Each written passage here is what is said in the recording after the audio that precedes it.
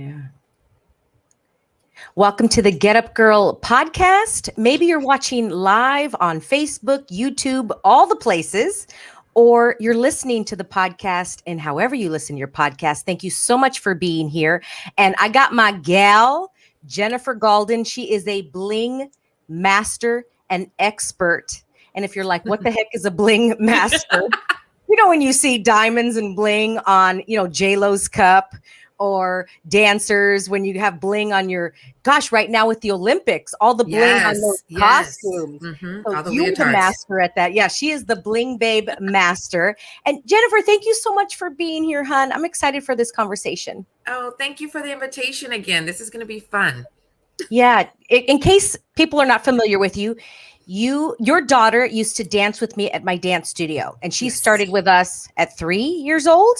4. She's 4. And then she was in my class when she was about 6. Now she's 16 because we're still 21, right? Yes. We're all getting older and we are going backwards like Benjamin Button. Okay? Exactly, right? And so we've known each other for a long time.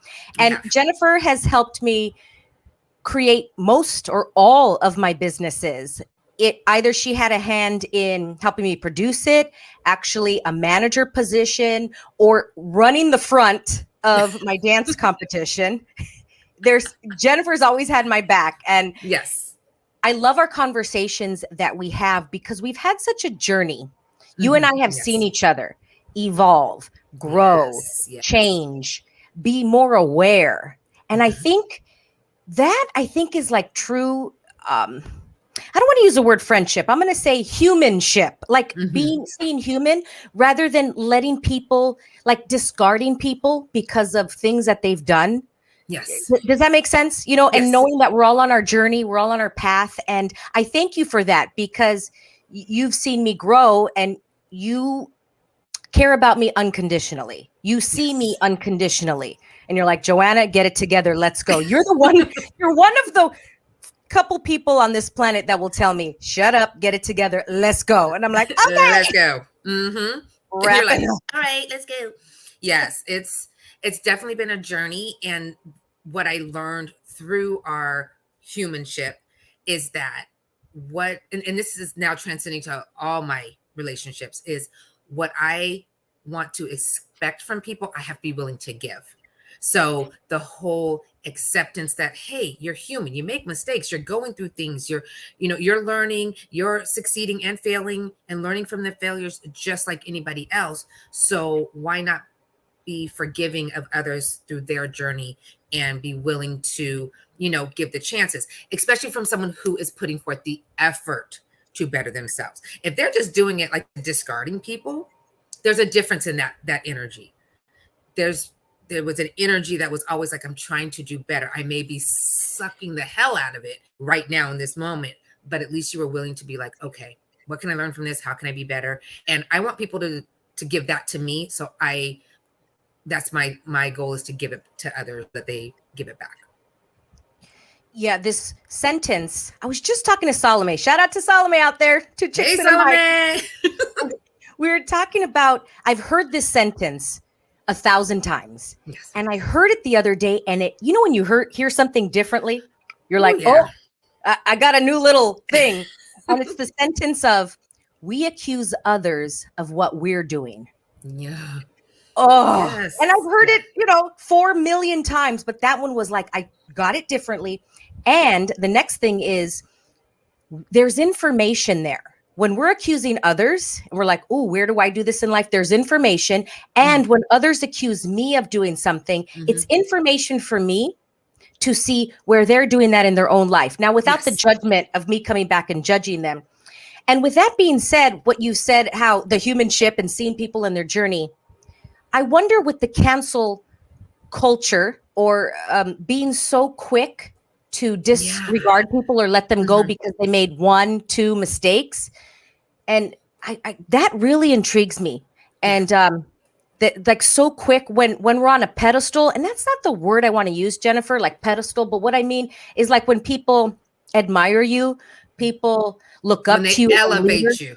Yeah, when they elevate you to a level, it's like, first of all, I didn't ask to be elevated to that. Ooh, did I ask to be elevated to that? No, I'm still a human. I still make my mistakes.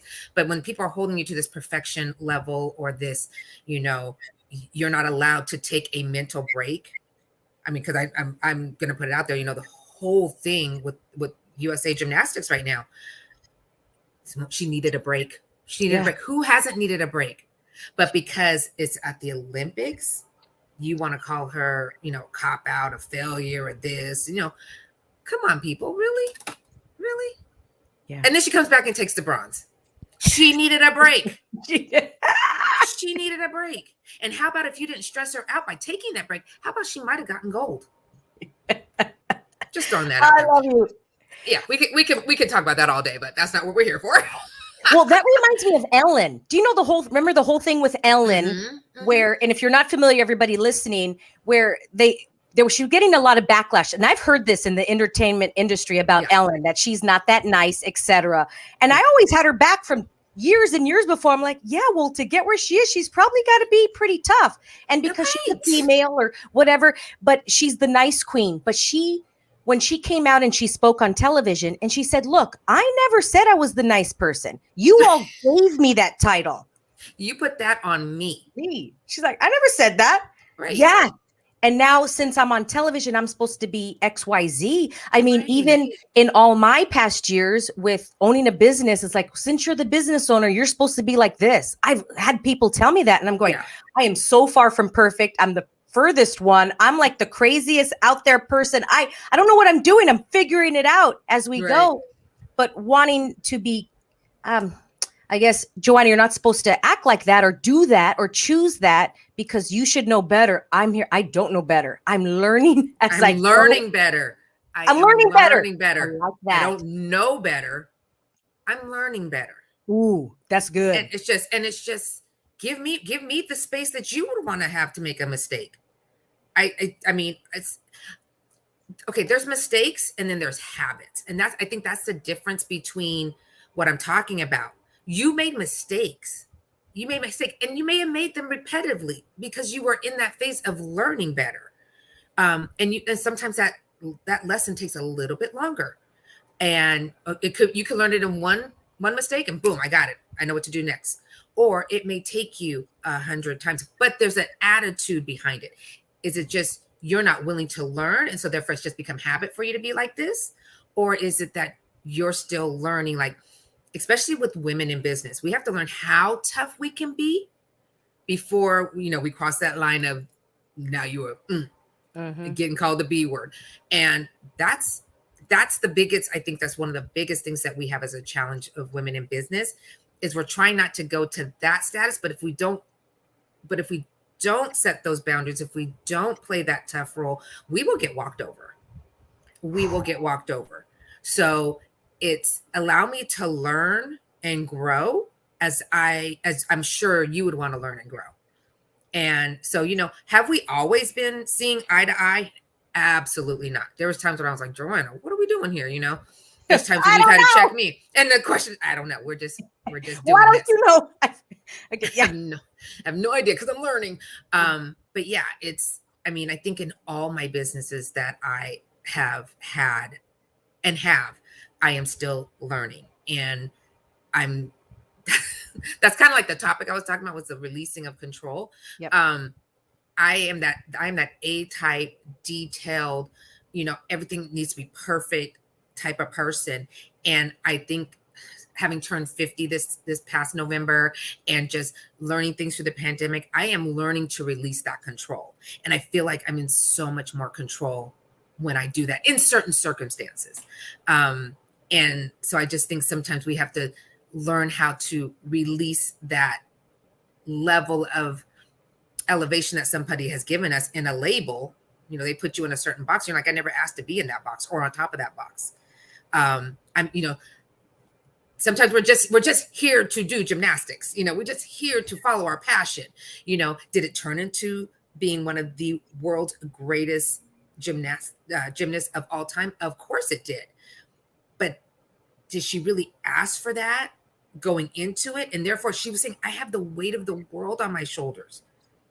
Like she had so much pressure. But do you see how she went ahead and she said, I'm going to release this control. I'm going to take a back seat. I'm going to stop for just a minute. And do you see now how much more in control of her emotions she was? And that's why she was able to bounce back and come back and get that bronze medal. Just like that. Mm-hmm. Just like that. And like I said, I think honestly, if we hadn't given her so much crap about it, about taking some time for her, she probably would have been able to really take that mental break she needed, but she was too busy responding to everything. Yeah. You know, so there was still not that full break she probably needed, but she still came back and she performed for United States Gymnastics. So sometimes you just have to take a step back in order to then regain that control. And I don't mean control like it has to go exactly how you planned. That's not the control I'm talking about. I'm talking about like control of your emotions, control of your responses, control of how you are in a situation. We were just talking before here that my daughter just turned 16. Have no control over that. But I was throwing her a surprise birthday party. And I had one of her best friends helping me behind the scenes to put it all together. I had one of my great friends who she loaned me her backyard because I don't have a place for that. I had a lot of people in my corner to help me make this a success. And in my brain, it was, I want this to go here. I want this to happen at this time. I want her to walk in on this song. I want her, she's going to walk arm in arm with dad. And then we're going to hand her off to her guy best friends. And then we're going to do this. When I dropped her friends off, a few of her friends off to dinner at 5:00, I had 2 hours to get everything surprise ready. There were some factors we didn't plan in there. And I literally in the moment had her cheer advisor was helping me with the balloon arch. And I wanted the balloon arch to go in this very specific place because I wanted it to be like a curtain of balloons and gold tinsel. And I wanted her to walk through this and have this magical moment. Her friends revealed on the other side. That particular area was a wind tunnel. So the balloons were just like flapping in the wind. Every time we put it up, a balloon went flying. And she was so stressed because she was like trying to, do something very, very nice for me. And I totally appreciate her for it. But I kept saying in my head, let it go. Let it go. Whatever happens at this point. Where else can we put it? And she, are you sure? This is where I release control to you. Because I have to now go over here and do this. And then that part was like, a little chaotic because now I spent so much time over here. You know what? I told my friend Tammy, just wherever it goes. And she's like, are you sure? You're going to make it beautiful. I trust you. That's the other thing. When you're releasing control, you need to know that you have that team of people behind you that are going to execute to the expectations that you would have. You are very well at that. You get your team together and you're like, I need to just like let it go. Maxed Out is a perfect example because you're backstage. I'm in the front of the house. And I know sometimes in the morning when we're setting up, you're over there going, no, we'll put it over here. And I'm like, Joanna, walk away. Let it go. I got this. I'm going to make it look good for you because this is what I want for you. And that's what my friends wanted for Fridays. They wanted to help me execute this special moment for her. And you know what? It was what it was supposed to be. If I had fought it, it would have been like hurting cats. It would have been like trying to hold a cat and getting all scratched up and beat up over it. For what? Mm-hmm. For what? The end result was still the same. But in releasing that control, I gained control. I gained control of making sure the end result happened. I didn't need to have control all the way, all the different steps leading up to it. I had to like change my mindset. Look, what matters right now? What matters right now? And if it doesn't matter, let it go. To me, it didn't have to. At first it did, but then I had to like let it go and be like, where is it going to work? How is this going to look? I want it to look this way. Well, it didn't look, exactly how I had it envisioned in my mind, but it was beautiful. It was beautiful. And it was supposed to be what it was supposed to be, actually. It somehow the forces of the universe, they will shuffle you along to where they want you and what it's supposed to be. And then, you just have to really step back and be like, okay, see, I let it go. I didn't have to stress about it. Which one am I going to stress about? Stress about the journey getting there or stress that the end result is happening? Yeah. if you gotta choose which stress you're gonna have. You know, choose your stressors. That is my mantra right now. Choose what you stress over. This is a very abstract or big question. What is control to you? Control is fitting those pegs into the box shape. You know that toy you had as a baby, and it had the circle and the triangle and the square, and you having this shape, but you're trying to control where it goes. Just let it go where it's gonna go. That's like the best like visual I can give you. Because my definition, how I used to think about control is changing. Again, like I said, control to me used to be, it has to happen exactly how I put on this planner sheet. Because I've done event planning for over 30 years. I'm now my mindset has changed probably in the last 10 years to event management. There's a difference. I can plan it out, but can you manage it in the moment? Oh, yeah. Okay. There's a total, for my event managers out there, there's planning it, and then there's day of when the chaos hits, when something doesn't show up. New choice. New choice. What are we going to do? You have 30 seconds. Make one. Figure it out. Make a decision.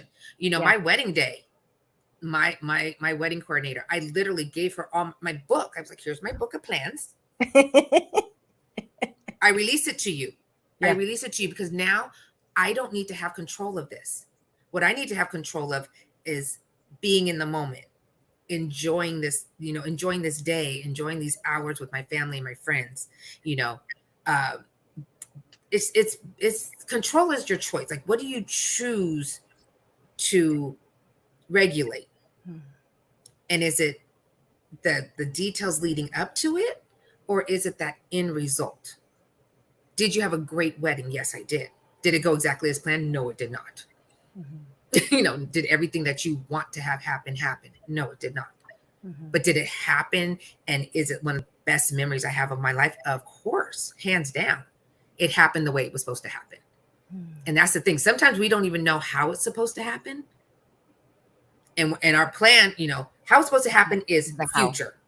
Yep. It's the future. We don't know how it's supposed to happen. And here we are, the humans we're trying to plan all that up to that moment.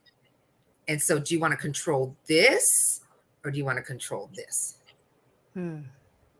I just, I choose to just control that the guests are having a good time, that, my daughter had a great, surprise party, that every person that walked up to Maxed Out felt like they, were welcomed and, didn't have a problem, versus all the other stuff. Does that make sense? Absolutely. Okay. Yeah. Oh, I love that. Yeah. Your awareness of that. I had an epiphany as you were talking. I wonder generally, right, how they say females now in 2021 are still making less than men, right? And we're coming up. But I wonder, I was having an epiphany. Generally, men are less controlling as we are in certain aspects. Okay. So like many of my friends that are married, their wives handle the house or things like that. And the guy's like, cool, whatever happens. What'd your mom say? What'd your mom say? They totally release control that way. And I wonder by whomever is controlling things is actually keeping us down, or yourself down. When you're trying to control things, we're trying to control the path. It's actually taking one step forward and two back. And the more you actually release control and it's out of control, you go farther. I just had this epiphany. And I was listening to this podcast. I'm actually going to do a solo show on this about being out of control.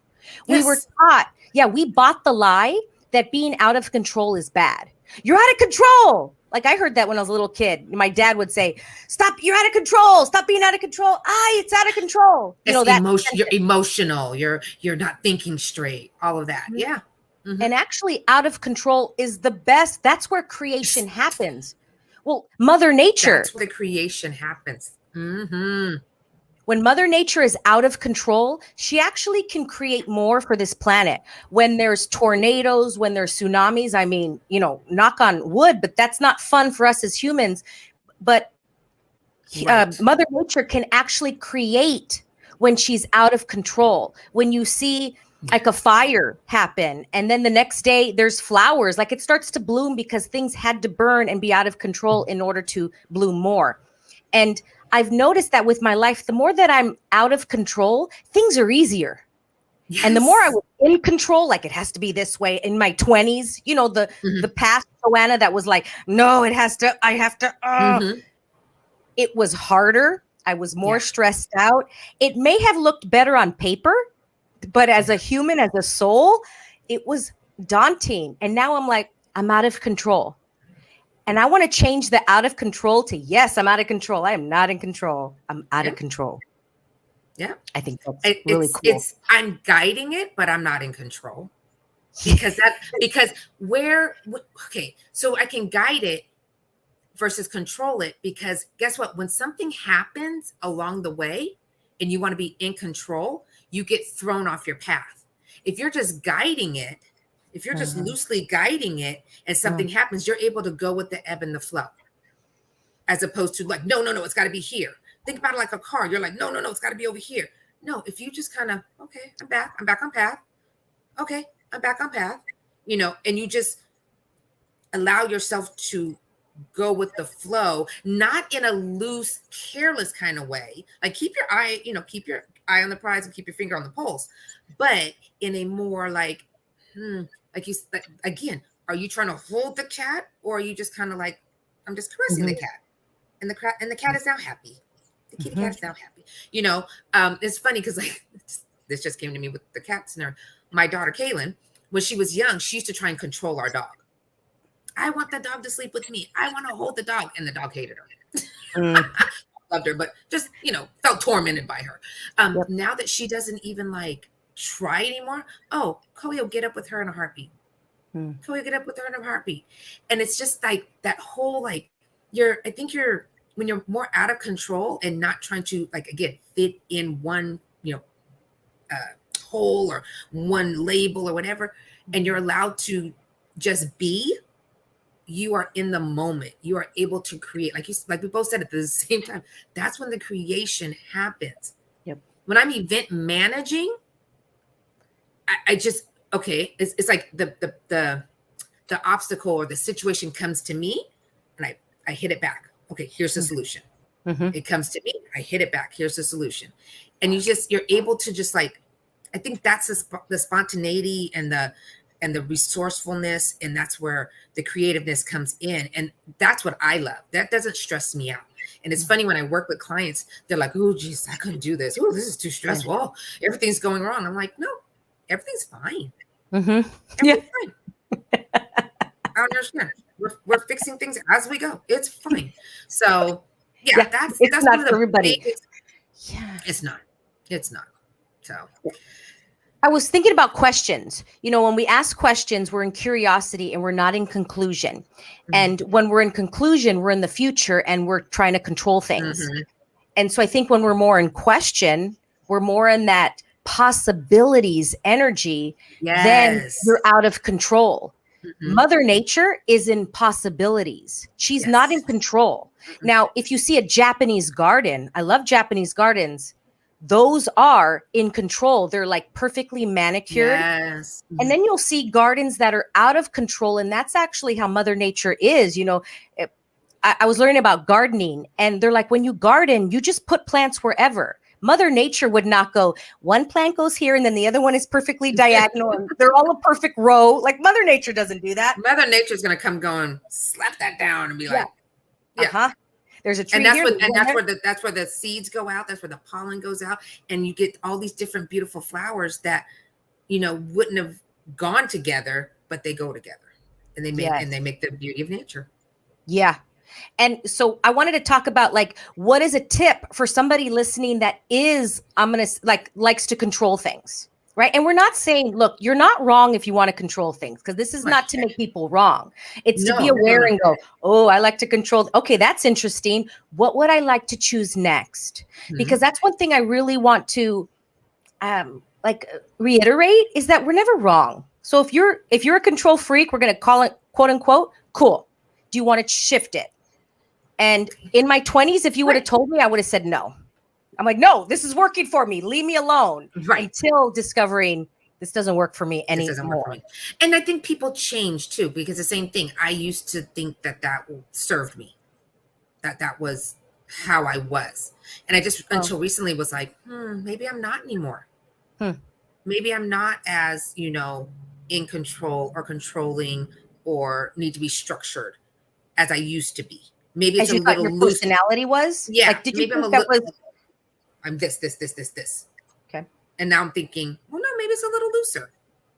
It's not all willy-nilly, but maybe a little looser. And how does it serve you? It could serve you differently in different time frames of your life. Bingo. And how is it serving you now? Is being in control serving you now? Friday night when I was planning that, we were setting up the party, being in control would not have served me. One, I'm not the expert at putting a balloon arch up. She is. Let her be in control. I'm not the expert in setting up the electronics. He is. Let him be in control. As opposed to being over there trying to, do it for him. Well, why did you ask for help then? That's another thing I'm learning to do, is ask for help. Ooh. Yeah. That's my thing, girl. That's a hard one. Asking for clear help, girl. Asking for clear, good help. Yes. Telling somebody your problems and expecting them to help you is not asking for help. Clear help. Oh man, using my throat chakra, using my voice has been my journey, has been clear help. I can really use help. This right here, you do this, I do this. Oh, it's been a learning experience. When we say we learn as we go, man, that. And I'm so aware, Jen, that on this planet, because I'm a very aware person, I can feel that I think is one of the biggest things that, and I'm going to talk for my gals, that we can improve on, or that we're, if we just got that together, really use this throat and your clear voice and really was clear without the FU energy. Because I think we're teaching this energy, like, I'm not suppressed anymore. Here I go. I'm a woman. Here we war. There's nothing wrong with that. Sometimes that does create more. Right. To choose that, it will create so much to do that. And many times playing the part and using this clearly, like I'm trying to think of somebody like that has clear, distinct nature when they speak. The first person that always comes to my mind is Dr. Martin Luther King. He was not this energy. He was clear. He was precise. This is what we need to do to get this result. And this is how we're going to do it. Energetically expansive. And I'm trying to think of a female of that nature. And anybody DM me, but he's the first one that comes to my mind. That he was not a doormat, yet it was not the walls up FU energy. It was very different. Again, one is not wrong, but that one I feel like created so much more than these like barking type energies. And, what do you think about that? We've all, I think women have traditionally been taught that's the only way we're going to get heard. Is if we go into this. Girl, that's good. What I found, though, as a mother, sometimes when you bring your voice down and you lean in.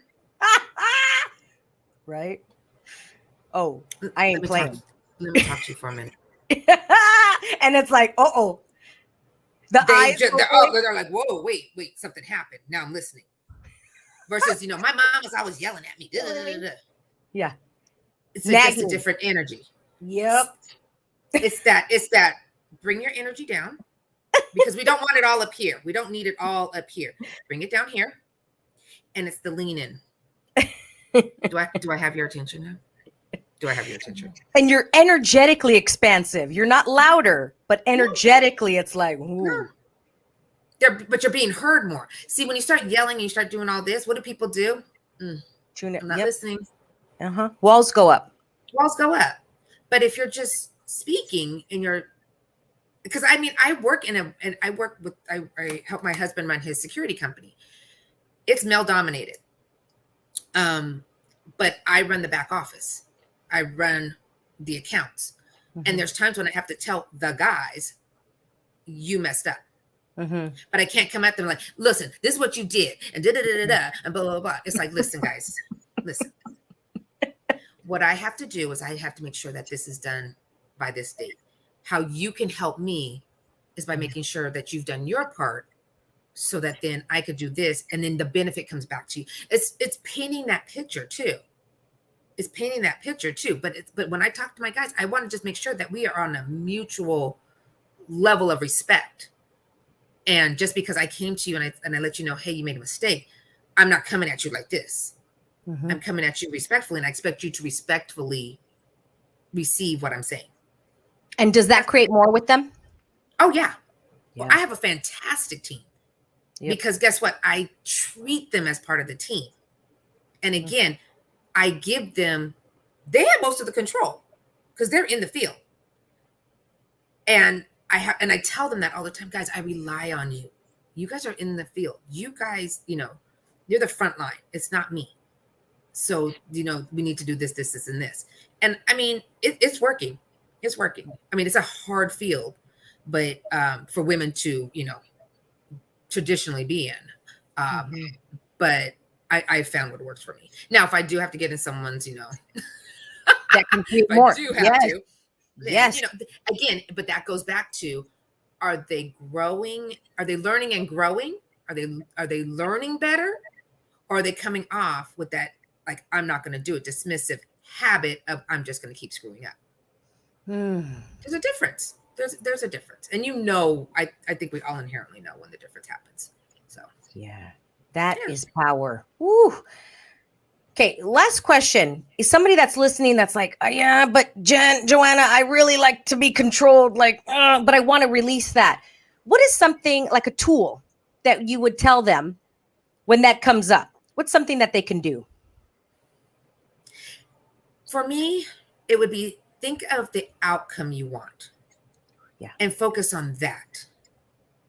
And do you really need to have control now to get what you want later? Or is this something that you can empower somebody else to have control in this arena? And then therefore you can spend your energy doing something else. That's the other thing. When you're in control, all your energy is spent being in control. Whereas, and this goes back to maxed out, I was like, Joanna, you don't have time and energy to be out here controlling this. You need to go backstage and control that. And you're I think right. And then it clicked with you. You're like, she's absolutely right. I can't be in two places. And you used to be stressed out about it. Let me come check on this. Let me come check on this. I noticed in the last couple of years when we did Maxed Out in person, I saw you in the morning and I saw you at night because you had released the control. Mm-hmm. You were like, it's getting handled. And if I really needed you, I knew I needed to call you. I knew in what areas to call you. But other than that, it's just, again, what is the final outcome? Think, do you want to spend your energy on producing that or producing all the little baby steps along the way? Which one takes more energy? Which one keeps you, heightened, emotionally heightened? Because, I could have went crazy and just been like, no, I want it here. I want this, versus just going, it's going to happen. What's happened is happening. Why do you think we want the control? As you were talking, I had a aha. Like you said, a couple of years it's changed. Before, when I wanted the control, I just had an awareness. I was not willing to be seen or portrayed a certain way. I'm now willing. I think that's it. I think you just hit it. How is this going to make me look? Yep. There you go. It all comes 99.9 always comes to what are people going to think? Until we release what others have to think about us, judgment. So it goes back to judgment. And 99.9% of the time, life is usually about judgment. And are you willing to be judged? Yeah. And as soon as I started that last leg of my self-development journey, not last leg because it's going to go on forever, but what I mean, like I hit that I really got about judgment. That's been my last 3 to 4 years of studying is about judgment. Mm-hmm. Joanna, are you willing to receive judgment here? Whatever happens, it could have been nothing, right? Right. The table should be here. And you're like, no, the table should be here. And now I'm like, cool, the table goes wherever. Because I'd be like, well, what if the table's over here? And then somebody judges me because the line's wrong or whatever. the line should be this way and it should be facing south instead of north because the sun's going to be in their eyes, etc., etc. Right. Joanna, are you willing to be judged if somebody's in line facing the sun? Right. Yes. Cool. Move on. But it's bigger than the control. Now I'm aware of that. Back then I was not aware. Are you willing to fill in the blank? Are you willing? It's definitely letting go of how you think people are going to judge you, what people are going to think about you, and really concentrating on more like yourself. What do you think of yourself? How do you want to be perceived? And spend your energy working towards that goal. And that's what changed for me when it all came down to the judgment. 20 years of self-development and this was the nucleus. Okay, let's work on the judgment part. And it might be years and years until next onion layer, the judgment. And another question is like, where did I learn this? Where did I buy this? And I know I just bought it from every human being on this planet that just growing up is like, well, what are people going to think? And what about this? I mean, if you just really listen to everybody around you in an 8-hour period, you can hear and feel judgments 42 times. And you're like, whoa, gosh. Yeah. I didn't realize it when you really stop. And in the littlest things too. And in the littlest things. But because they're so little, they're like little BB guns. You're not getting shot with the shotgun of judgment. You're getting, it's like the little pellets of a BB gun. And the compound effect of judgment. Yes. The compound effect. Yes. And then finally in your 40s and you're like, whoa, where did this come from? Where'd this come from? I really care what people think. Whoa, it's so unconscious, that compounding effect. And I'm like, whoa, okay, got it. So now I'm reversing. Yeah. And I'm like, I wish I would have learned this when I was younger. And people say it, they mean well. But even though your parents or people around you said, don't care what people think, but then you looked at them and then they cared what people thought. Right. And I was too young to articulate it, going, that doesn't sound right. So then I was a brat. But that was what I knew. I was 8 years old going, y'all are lying here. But I couldn't articulate it at that age. But I was already kind of aware of going, I don't know about you. Yeah, y'all ain't living the life that you guys are preaching. Yeah. And that's the thing. Things are caught, not taught. So you got to really watch how you model it as a parent myself. You got to really watch what you do and say. Yeah. And I know my parents, they did their best, and they weren't wrong. And I'm going, okay, that was interesting. Now I'm an adult. What can I choose now? Because sometimes I know I've done some like therapies, and many of them wanted me to blame my parents or like, let's talk about your parents for an hour. And I'm like, it just didn't feel light to me. And I'm like, I felt exhausted after the therapy session. I'm like, okay, they did their best. Now what can I choose? I'm a grown adult now. Right. What do I do? What do I move forward? Correct. I'm always like a possibility person. I'm not like a let's go back and let's talk about all the stuff. That doesn't ring true for me. If that rings true for you, cool. It didn't ring true for me. I'm like, this is not fun. I feel awful and drained after this hour of talking to you. I want to feel empowered to go, cool. They taught me this. How do I move forward? Because many, many years, Jen, and you've known, my parents, I'm always like, my dad. Now I'm like, this is my dad. Here he is. He's on my podcast. And this is what he does. Here it is. What a different relationship that he and I have. But I did the shifting. He didn't shift. I shifted. Cool. This is my dad. Boom. Here it is. But before it'd be like, because you know what? Your dad really comes across to me, having known him the last 20 years. You take it or leave it. This is me. Talk about no judgment. Could care less. He don't tell him what you're thinking, because not that he doesn't care, but it's about him. Like, don't tell him what you think of him, because he's probably like, well, yeah, that's me. This is who I am, kind of thing. So that's been a lot of work, because I had the rules of this is what a dad should do and be, because of what I saw on television, what I read in books, what I saw in movies. Yeah. Is that what your friend a dad should be it? I'm like, well, no, who set these rules? Joanna, again, are you willing to receive your dad the way he is? And then he's not like a traditional sitcom dad. Right. Yeah, it took me a lot to realize that I truly was trying. Let's go back to that little hole that you're talking about, the games, the kid games. I was trying to shove him in there.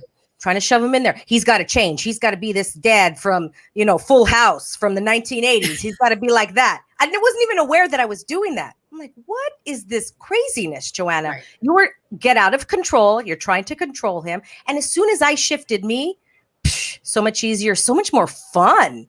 Go, cool, whatever. Here is my dad. Yeah. You were trying to control him. Yep. You release the control and you focus on the outcome of a better father-daughter relationship.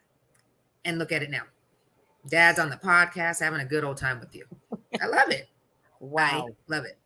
If you would have told me that 5 years ago, man, I would have fought you to the death. No, man, we need to do some therapy. We need therapy. And as soon as I just shifted my degree a little bit, boom. And everybody's like, oh my gosh, you guys have such a good relationship. I'm like, oh, I worked on me. I worked on me. Mm-hmm. Yeah. So that was kind of cool. Ooh, we had a good conversation. Jen, I really want to do a monthly show with you where we have conscious conversations. I'm serious. Well, side note, I'm telling her right now, people. So plan your Tuesdays for once a month. I think it'd be great to continue these conscious conversations. I love this. Possibility conversations. What are the possibilities? What's the possibility? Just as if you're calling up your girlfriends and you're having a chat. Because these are seriously the chats I have with my gal friends, girlfriends, and a flies listen on the wall. Mm-hmm. And that's what I want moving forward. Well, so funny because I text you about an hour ago. Are we having a pre-call? What are we doing? What are we doing here? And next thing you know, she's like, no, we're just winging it. Okay. This is what we do. Chat. Yeah. Yeah. And what else is possible with control that we don't even know is possible? Like what else is control? I am literally just scratching the surface of this. Right? Because, these are things, again, what caused us all to lose control? This pandemic. And look what was created. And you thought you were in control. Okay. Yeah. A lot was created. A lot was also uncreated. If you didn't shift, if you didn't guide through the pandemic and you were like, no, I'm going to have it this way. I'm guessing it was a little tougher. That's just my amateur guess. I don't know you, but that's my reflection on it. If you were able to shift, if you were able to adapt, again, that's where the creativity happens. You probably had a more successful experience with it. Wow. Yep. There were parts during the pandemic where I was out of control, didn't care. And there were still parts that I was trying to control, didn't even realize until later that I was trying to control it. And I'm like, okay, that's interesting. I didn't see that I was trying to put that little round hole in that square peg until later. And then that took some processing. So that's why I'm like, oh, it feels like PTSD because it's the end and I'm processing it now where I thought I had already processed the other parts earlier in the pandemic. So that's been interesting too. Yeah. And that's where things are created. What a great conversation. Bling Babe. Everybody can follow you on Instagram at bling_babe. And if you need any bling for like a birthday, your friend's coming up, and you need that, like, oh my God, you go to Etsy or something, we'll go to Jen and order something and she can make you something. She delivers the wow. And she can make you something very customized and unique. And unique to you. Mm-hmm. And that gift is going to create conversations. You always want to give that gift. So hit up Jennifer Gaulden at bling_babe at Instagram. Jen, anything else you want to say before we round us off? Just work on you. Because that, out of everything that you control, that's one that you can control the most. Work on you. Because once you do, so many more possibilities come out. So much more growth comes out. Just, and give yourself forgiveness. Give yourself time to grow. The thing is, we make decisions and then we think that the outcome has to be instantaneous and perfect.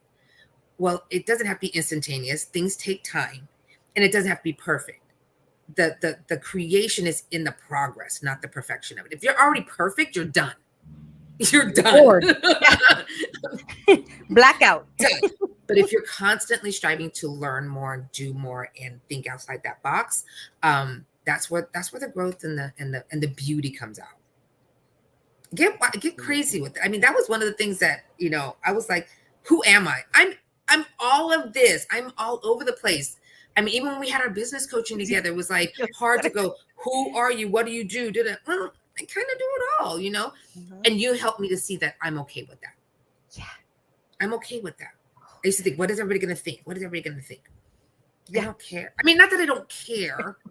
I just don't put a lot of effort into it. Like it's gotta, I don't know. It just hit me. Our next conversation, I want to talk about procrastinating. Embracing thoughts that we thought were not supposed to be right. And we're like, what if you're a procrastinator? Because in this reality, you're not supposed to procrastinate. I'm the best procrastinator ever. I create the best out of control procrastination. Yeah. Yes, let's do that next time. Yes, let's do that. To our people that are like trying not to procrastinate, or parents that have kids that procrastinate. Let them procrastinate. They might create the best out of that. Anyway, we'll talk about it next time.